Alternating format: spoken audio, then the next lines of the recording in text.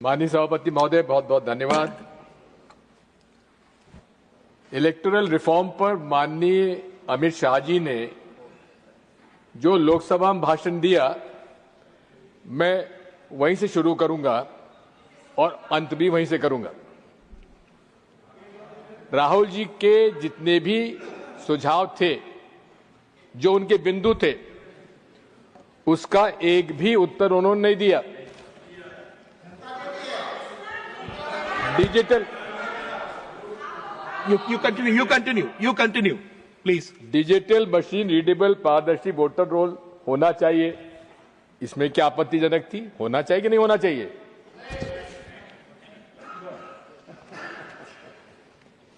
EVM के architecture की अब ट्रांसपेरेंट ऑडिट होना चाहिए, इसमें क्या आपत्ति है? कोई जवाब नहीं। बीजेपी नेताओं और कार्यकर्ताओं के कई राज्यों में वोट रखने और करने पर कोई जवाब नहीं। माननीय इसी संसद सदस्य, एक भूतपूर्व संसद सदस्य ने दिल्ली में भी वोट डाला और बिहार में वोट डाल दिया एक साल में, उस पर कोई जवाब नहीं। सीजेआई के चयन प्रक्रिया के बारे में कोई जवाब नहीं। इलेक्शन कमीशन के मेंबर्स की इम्यूनिटी के उस बिंदु पर कोई जवाब नहीं। सीसीटीवी फुटेज न देने के बहाना भी मना लिया, उस पर कोई जवाब नहीं। और आखिर में उन्होंने कहा कि मैंने रात को भाषण देने के पहले एक रात को मैंने माननीय चुनाव आयोग से पूछा, तुम्हारे पास कोई सुझाव आया कि नहीं आया? उन्होंने कहा कि 2014 से लेकर 2025 तक हमें न किसी पार्टी ने सुझाव दिया, न कोई प्रस्ताव आया। माननीय सभापति जी, मैंने माननीय हमारे अध्यक्ष जी को 21 पत्र वो की प्रति दे रहा हूं, जो सिटीजन्स कमीशन ऑन इलेक्शंस के जस्टिस लोकुर के द्वारा 21 पिटीशन दिए गए चुनाव आयोग को, उनको एक्नॉलेजमेंट तक नहीं हुआ। मैंने खुद ने 24 सितंबर 2023 को माननीय चुनाव आयोग को पत्र लिखा, उसका भी उल्लेख मैं यहां पे दे रहा हूं। तो आपकी इजाजत से मैं सारे ये पत्र जो हैं, जो माननीय चुनाव आयोग को लिखे गए थे, लेकिन माननीय चुनाव आयोग ने माननीय गृह मंत्री जी को गुमराह करके गलत बयानी करवाई, हमें इस बात की आपत्ति है। मैं पूछना चाहता हूं, मैं आपकी इजाजत से मैं सदन के पटल पर रखता हूं। माननीय सभापति महोदय, या तो एक संवैधानिक हमारे चुनाव आयोग माननीय गृह मंत्री जी को गुमराह कर रहा है, या माननीय गृह मंत्री जी हम लोग गुमराह कर रहे हैं।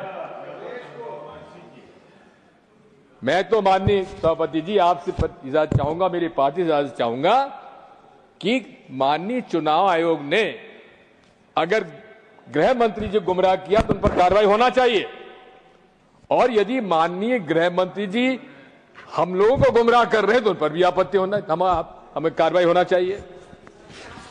माननीय, मैं तो यहां तक कहता हूं, इंडिया अलायंस के सारे लोगों ने मिलने का समय मांगा चुनाव आयोग से। नीतीश कुमार भी थे उसमें नीतीश कुमार जी के भी दस्तखत थे, जहां साहब नहीं है यहां पर मौजूद, लेकिन उनका समय देने के बजाय पावती तक नहीं मिली हम लोगों को। मैंने खुद ने वहां पहुंचाई थी वो चिट्ठी। ये सब काम चालू हुआ है माननीय राजीव कुमार जी के चुनाव आयुक्त बनने के बाद, ये सारा चालू हुआ। नहीं तो पहले तो जब भी हम समय मांगते तो हमको चुनाव आयोग से कोई दिक्कत ही नहीं होती थी। मैं आपसे निवेदन करना चाहता हूं कि ये चुनाव आयोग यही नहीं है, जैसा कि राहुल गांधी ने अपने भाषण में कहा था, इस देश में 2014 के बाद जितनी भी संवैधानिक हमारी संस्थाएं हैं, उन पर एक निश्चित विचारधारा के लोगों को बिठाया जा रहा है, वो योग्य हो या अयोग्य हो, और उनको उनके माध्यम से वे यहां पर, मेरा यह आरोप है माननीय सभापति जी, फासिस्ट डिक्टेटरशिप लागू करना चाहते हैं नरेंद्र मोदी जी। और ये उदाहरण है, हिटलर भी चुनाव जीत के आए थे, मुसोलिनी भी चुनाव जीत के आए थे, लेकिन अंत में सारे संवैधानिक संस्थाओं पर कब्जा कर कर उन्होंने फासिस्ट डिक्टेटरशिप कायम की। जो रास्ता आज हम देख रहे हैं भारत में, वही उसी तरफ इंगित करता है माननीय सभापति। आज रशिया भी कहता है, पुतिन भी कहते हैं कि मैं चुनाव जीत के आता हूं। नॉर्थ कोरिया के हमारे वो भी कहते हैं कि हमने चुनाव जीत के आता हूं। इसी प्रकार के चुनाव यहां हो रहे हैं सभापति जी। मुझे भी 50 साल हो गए राजनीति में, किसी भी चुनाव में किसी राजनीतिक दल के 94% स्ट्राइक रेट अभी हमने तो देखी नहीं। ये कहां से हो गया? अब वोटर लिस्ट के बारे में किसी भी सफल लोकतंत्री व्यवस्था के लिए, निष्पक्ष चुनाव होने के लिए फुल प्रूफ मतदाता सूची होना चाहिए, इसमें किसी को आपत्ति नहीं होना चाहिए। आर्टिकल 324 भी यही जवाबदारी इलेक्शन कमीशन को देता है कि चुनाव आयोग की जवाबदारी है कि हर नागरिक का वो वोट मतदाता सूची में शामिल करे, और यही होता है अभी तक। अभी तक तो बूथ लेवल ऑफिसर हमारे घर आता था, फॉर्म वो भरता था, हम नहीं भरते थे, और वही हमारे नाम जोड़ता था। अब ये एसआईआर कहां से आ गया? हमसे नागरिकता के प्रश्न पूछा जा रहा है, हमारे दादा बाप दादा का पूछा जा रहा है कि इनका मतदाता सूची में नाम था कि नहीं था। अरे कई हमारे ऐसे परिवार है जिन्होंने मैट्रिकुलेशन नहीं किया, ना उनके बाप ने किया ना दादा ने किया, उनसे मैट्रिकुलेशन का सर्टिफिकेट मांगा जा रहा है। क्या ये उसकी नागरिकता का चयन हो रहा है या मतदाता की सूची बन रही है? मैं आपसे अनुरोध करना चाहता हूं कि Just 1 second. You refer to the name of a specific person who is not a member of this house. Okay fine, Rajiv Kumar sir, पूर्व चुनाव आयोग, brought it to your notice, that's all. इनके पहले के पूर्व के चुनाव आयोग एक्सेप्टेड सर। समरी रिवीजन का जो इशू है, ये भी मैं समझता हूं इसकी आवश्यकता नहीं है। जब हर साल माननीय चुनाव आयोग एक साल में 4 बार समरी रिवीजन करता है, तो फिर एसआईआर की आवश्यकता क्या है? मैं आपसे निवेदन करना चाहता हूं, अब ये एसआईआर का निर्णय भी किसने लिया ये भी मालूम नहीं है।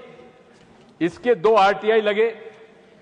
आरटीआई एक्ट के अंतर्गत 30951, 30952। अंजलि भारद्वाज हमारा एक सिविल सोसाइटी एक्टिविस्ट है, उन्होंने आरटीआई लगाए।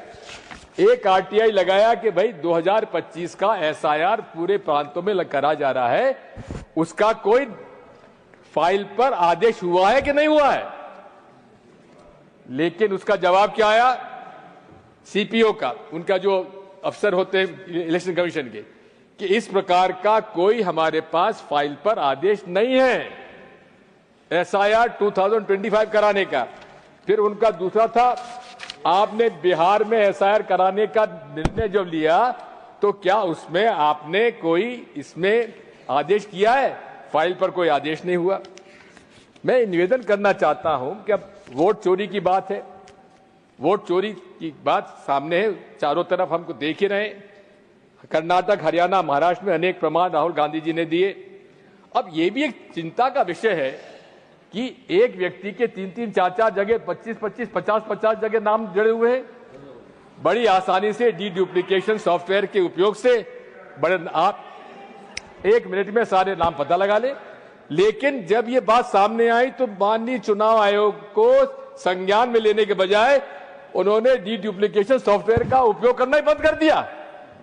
आखिर ये पक्षपात नहीं तो और क्या है? माननीय सभापति महोदय, मैं सुझाव देना चाहता हूं एक, अभी तो क्या है कि जिस दिन चुनाव की घोषणा हुई उसके बाद वोटर लिस्ट उम्मीदवार को दी जाती है, लेकिन प्रिसाइडिंग ऑफिसर को जिस दिन वोटिंग होता है उस दिन अलग लिस्ट दी जाती है, जिसको वोटर लिस्ट के अलग मिलती है, जबकि उसके बीच में उस पीरियड में डिलीशन और एडिशन का अधिकार क्यों आपने दिया हुआ है? जिस दिन आपका ये कोड ऑफ कंडक्ट लगता है उसी दिन उसको फ्रीज कर देना चाहिए, मेरा सुझाव है। Model of code of conduct काहे के लिए करते हैं आप? Model of code of conduct का हर पहलू पर आप पक्षपात कर रहे हैं। अब आप बताइए, नरेंद्र मोदी जी, उनका नाम तो मैं ले सकता हूं ना, प्रधानमंत्री जी, कर्नाटक में वोट का कहते हैं, कर्नाटक के मतदाता भाइयों और बहनों, बजरंगबली का नाम लो और भाजपा को बटन दबा दो। ये model of code of conduct में पूरी सब आता है कि नहीं आता है? आप बताइए। दूसरा, हर भाषण में मुसलमान, शमशान, कब्रिस्तान, हिंदुस्तान, पाकिस्तान, क्या मॉडल कोड कंडक्ट में नहीं आता? क्या सेक्शन 123, 125 रिप्रेजेंटेटिव पीपल एक्ट का उल्लंघन नहीं है? पुलवामा के शहीदों से, युवकों से वोट मांग रहे हैं राजस्थान में और उनको नोटिस तक नहीं दिया गया। ये क्या पक्षपात नहीं है? अब पक्षपात दल बदल हुआ महाराष्ट्र में। सामान्य तौर पर जब भी पार्टी का विभाजन होता है तो उस पार्टी के सिंबल को फ्रीज कर दिया जाता है, लेकिन वहां पर शिवसेना का चुनाव चिन्ह शिंदे जी को दे दिया और एनसीपी का चुनाव चिन्ह अजीत पवार साहब को दे दिया। क्या ये पक्षपात नहीं है? आखिर ये अशोक लवासा ने एक डिसेंट नोट लगाया, उनके खिलाफ छापे पड़ गए, उनको इस्तीफा देना पड़ा। इसी प्रकार से जैसा पूर्व वक्ताओं ने कहा है, मेरा आपसे अनुरोध है कि ये डायरेक्ट कैश बेनिफिट ट्रांसफर की योजना के बारे में थोड़ा विचार करना चाहिए। दौरान चुनाव के तेलंगाना, तमिलनाडु में तो चुनाव आयोग ने रोक दिए, लेकिन बिहार में उन्होंने तो यहां तक भी इस बार इतने लोगों को 10 लाख, इतने 10 लाख, इतने लोगों को इस तरह से बांटा है हर वोटिंग के दिन तक। इसमें पूरा इस तरह से एंटी डिफेक्शन लॉ, अरे हमारे विधायकों को तोड़ तोड़कर उन्होंने सरकारें बना ली, एंटी डिफेक्शन लॉ लागू नहीं हुआ। मेरा सुझाव माननीय सभापति जी, जो पार्टी से डिफेक्ट करके जाता है उसको 6 साल तक के लिए चुनाव लड़ने से बाध्य की उसको रोका जाए। मैं रजिस्ट्रेशन ऑफ पॉलिटिकल पार्टीज की भी बात करता हूं। अनरिकॉग्नाइज्ड पार्टीज 2763 है।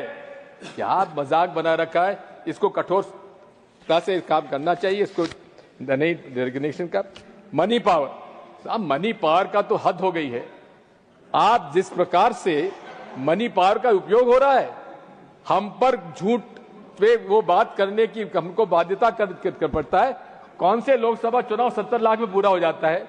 हर मत, जहां तक कि नरेंद्र मोदी जी, अमित शाह जी को भी झूठा प्रमाण पत्र देना पड़ता है कि उनका चुनाव खर्च केवल 70 लाख रुपए में हुआ है। इस पर जो सीलिंग है उसको हटाया जाना चाहिए। मैं तो ये भी कहता हूं कि इस पर सुपर रिच पर टैक्स लगाए जाने की आवश्यकता है और नेशनल इलेक्शन फंड की जरूरत है, जिसका कि बंटवारा जितना परसेंटेज ऑफ वोट जिसके पास आया उसके हिसाब से वितरण कर दिया जाना चाहिए। माननीय ईवीएम के बारे में मैं शुरू से कहता आया हूं और आपसे मैं कहना चाहता हूं कि मैं बैलेट पेपर के पक्ष में हूं, लेकिन साथ में अगर बैलेट पेपर से इतना ही विरोध है और ईवीएम से माननीय नरेंद्र मोदी जी को इतना ही प्रेम है, तो मेरा एक ही निवेदन है कि आप वीवीपैट की स्लिप और ये हमारे तत्कालीन चीफ जस्टिस ऑफ इंडिया का जो voter verifiable paper audit trail की बात है, उसमें उनका निर्णय था कि it is to be to the satisfaction of the voter. अब आप हमको 7 सेकंड के लिए दिखाते हैं, कोई लोग देख पाते हैं, कोई लोग नहीं देख पाते हैं। अरे उस वीवीपैट स्लिप को आप डब्बे में गिराते हैं, अरे हमारे हाथ में दे दीजिए, हम हाथ में उसको फोल्ड करके डब्बे में डाल देंगे, उसकी काउंटिंग होना चाहिए। इसमें क्या आपत्ति होना चाहिए? नीतीश कुमार जी ने खुद ने मांगा है इसको। इसी के साथ साथ आप 100% काउंटिंग होना चाहिए। गलत बात कहते हैं कि इसमें बहुत समय लगेगा, बिल्कुल समय नहीं लगेगा। मैंने तो माननीय सभापति जी स्टॉप वॉच से देखा है कि एक जो आखिरी 5 वोट जो बूथ पर काउंटिंग होता है, स्ट्रांग रूम से निकल के काउंटिंग टेबल और काउंटिंग टेबल स्ट्रांग जाने में 47 मिनट लगते हैं। अगर आप ये कहां लिखा हुआ कि 15 टेबल की काउंटिंग होना चाहिए, 50 टेबल कर दीजिए। आप 7 राउंड के अंदर सारा पूरा हो जाएगा, 7 घंटे के अंदर पूरी आपकी काउंटिंग पूरा हो जाएगा। माननीय सभापति महोदय, 1 नेशन 1 इलेक्शन, ये हमारे फेडरल स्ट्रक्चर का अपमान है। ये भारत विविधता में एकता, ये भारत की शक्ति है और वन नेशन वन इलेक्शन से आप उसको तबाह करने जा रहे हैं और ये फासिस्ट डिक्टेटरशिप का एक रास्ता खोल रहे हैं। मैं डिलिमिटेशन के बारे में भी कहना चाहता हूं। मैं डिलिमिटेशन के बारे में भी कहना चाहता हूं। उत्तर भारत और दक्षिण भारत के जो जनसंख्या अनुपात में फर्क है उस पर हमको उसके आधार पर नहीं होना चाहिए। डिलिमिटेशन जनसंख्या के आधार पर नहीं होना चाहिए। मौजूदा अनुपात जो साउथ दक्षिण भारत की सीट से और उत्तर भारत की सीट से उस अनुपात से ही डिलिमिटेशन होना चाहिए। अंत में माननीय सभापति महोदय, मैंने आपसे अनुरोध किया था कि मैं माननीय अमित शाह जी के भाषण से समाप्त करूंगा, इसलिए मुझे 2 मिनट का समय दे दीजिए। वैसे मेरे पास अभी 1.5 मिनट है। पहली बात तो यह है कि आरएसएस एनजीओ पंजीकृत है कि नहीं है? नहीं है। तो ये माननीय प्रधानमंत्री जी लाल किले से कह रहे हैं कि विश्व का सबसे ज्यादा लोकप्रिय एनजीओ आरएसएस है। उस पर कोई कानून लागू नहीं होता, उस पर कोई कानून लागू नहीं होता क्योंकि पंजीकृत नहीं है, ना तो उसकी सदस्यता है, ना खाता है। अरे गुरु तक, अरे ये तो बात वही हो गई, ना बात, ना खाता, ना बही। जो मोदी जी कहे वही सही, अमित शाह जी कहे वही सही। मैं अनुरोध करना चाहता हूं कि उनकी गुरु दक्षिणा आती है करोड़ों रुपए में, आती है कि नहीं आती है? घनश्याम तिवारी जी आप बताइए, आप देते हैं? हाँ। अरे वो किस खाते में जाती है तिवारी जी? अरे गुरु दक्षिणा जाती किस खाते में, कभी पूछा आपने? उस खाते में तो बता दीजिए। अंत में माननीय अध्यक्ष सभापति जी, उन्होंने कहा था कि हाँ, गर्व से हम कहते हैं नरेंद्र मोदी जी संघ के प्रचारक रहे हैं, और उन्होंने खुद के लिए कहा कि वे भी 10 साल की उम्र से शाखाओं में जाते थे। मेरे भी मित्र लोग हैं सभापति जी, आरएसएस में कई लोग हैं। मैंने पता लगाया, मैंने जानकारी ली कि अमित शाह जी कभी आरएसएस में रहे कि नहीं रहे। सबने कहा कभी आरएसएस में रहे ही नहीं है। Thank you, thank you. इसलिए नादा आपसे निवेदन करना चाहता हूँ। थैंक यू सर, मैं आपसे अनुरोध करना चाहता हूँ। The other side is saying please authenticate it. Authenticate. I will authenticate. Right. He's Sir, saying I am we'll authenticating. Let's I am conclude. authenticating. Let's I will conclude. authenticate. Amit Shah ji, अगर अमित शाह जी यहाँ खड़े होकर, One second, honorable minister. Honorable minister. Yes. एक minute sir, एक minute. 1 minute. Please conclude. Please conclude. उन्होंने RSS में अमित शाह जी रहे कि नहीं रहे उस पर कोई अपनी बात नहीं की, उन्होंने स्वीकार कर लिया। और मैं चुनौती देता हूं अमित शाह जी को, यहां अगर वो खड़े होकर जो आरएसएस की प्रार्थना सभा है,